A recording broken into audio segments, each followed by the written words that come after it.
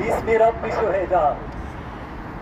Aziz vatandaşlarımız, kıymetli basın mensupları, tüm dünyanın da malum olduğu üzere Gazze'li kardeşlerimiz 1,5 yıldır Siyonist İsrail rejimi tarafından soykırıma tabi tutulmaktadır. Bu işgalci rejim Gazze'yi vahşice bombalamanın yanında bu küçük kara parçasına açılan tüm sınır kapılarını kapatarak Gazze halkını açlığa mahkum etmektedir.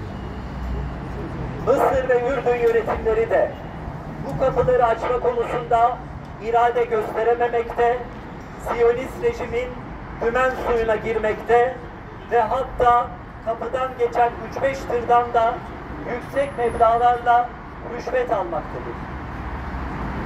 Birleşmiş Milletler'in dün yaptığı açıklamaya göre Gazze halkına sadece 2 hafta yetecek kadar gıda kalmıştır. Gazze halkı tüm dünyanın gözleri önünde ölmektedir.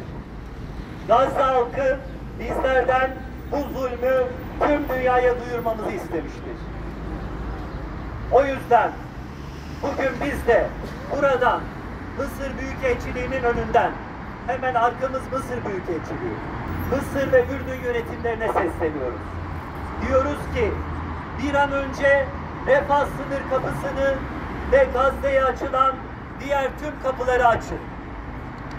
Yine Mısır, Ürdün, Suriye ve Lübnan halklarına da sınır kapılarına yürüme çağrımızı yineliyoruz. Tüm dünya halklarından da Mısır Büyükelçiliklerinin önüne giderek Refah sınır kapısının açılması talebini dile getirmelerini istiyoruz. İstanbul halkını da Mısır konsolosluğunun önüne davet ediyoruz.